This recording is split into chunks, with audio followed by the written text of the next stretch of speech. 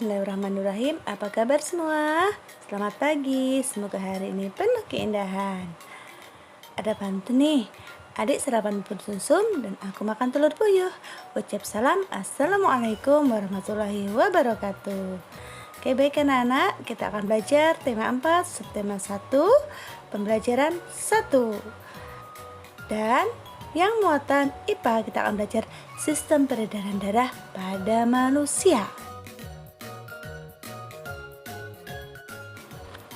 Sistem peredaran darah atau sistem kardiovaskuler adalah suatu sistem organ yang berfungsi memindahkan zat ke dan dari sel. Nah, kita akan pelajari organ sistem dalam peredaran darah.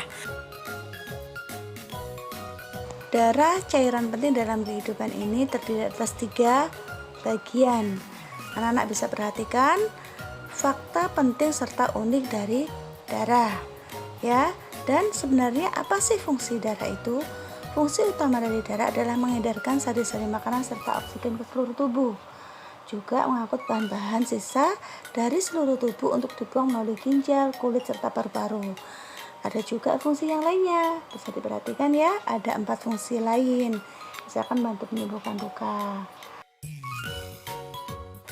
Organ berikutnya adalah jantung.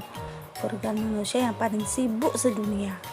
Selalu berdenyut dan tidak pernah berhenti bekerja sekalipun manusia tidur. Mesin manakah yang lebih canggih dari jantung manusia ini?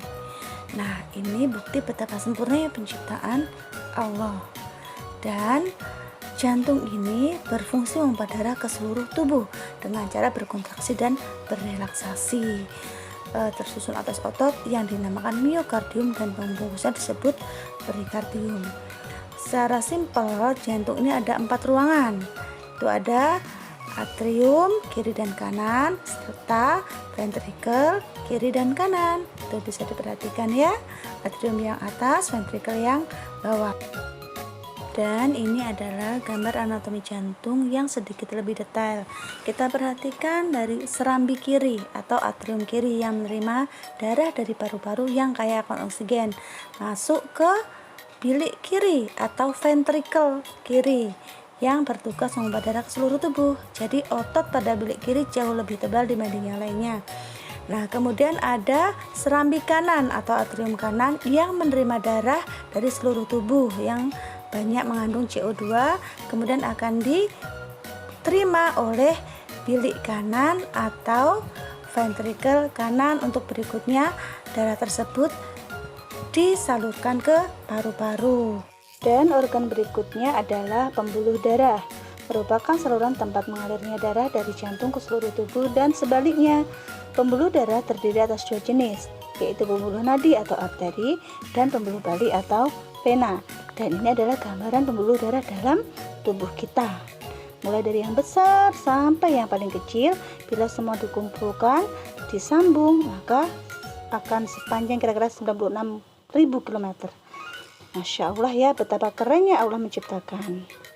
Dan aorta adalah arteri yang paling besar, sedangkan vena cava adalah vena yang paling besar. Bercabang-bercabang kemudian bertemu menjadi yang paling kecil disebut kapiler. Dan ini adalah perbedaan antara nadi dan arteri. Silahkan dicermati ya anak-anak ya. Baik, dan organ yang terakhir adalah paru-paru, yang merupakan organ sistem pernafasan tapi berhubungan dengan sistem peredaran darah. Dalam sistem peredaran darah, fungsi paru-paru adalah untuk membuang karbon dioksida di dalam darah dan menggantinya dengan oksigen. Dan ini adalah gambar dari anatomi paru-paru. Ya. Terus kemudian di mana terjadinya pertukaran karbon dioksida dan oksigen? Nah, ini ya nak ya.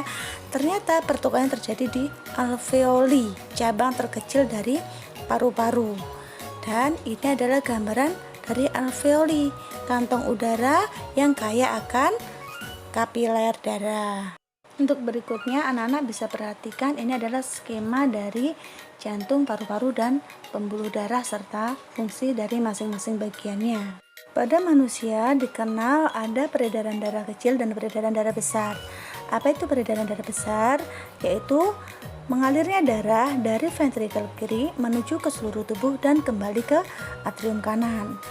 Sedangkan peredaran darah kecil adalah mengalirnya darah dari ventrikel atau bilik kanan menuju paru-paru untuk kemudian kembali ke atrium atau serambi kiri.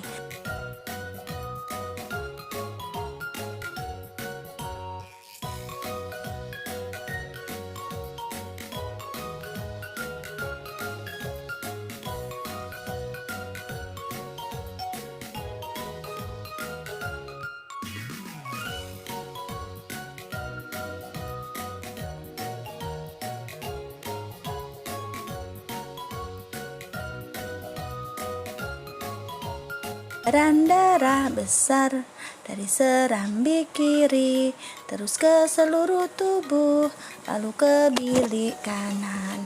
Peredaran darah kecil dari serambi kanan lalu ke paru-paru menuju bilik kiri. Jangan sampai dikagetin dor, jantungku bergemuruh. Aliran berjalan terus sampai ke seluruh tubuh.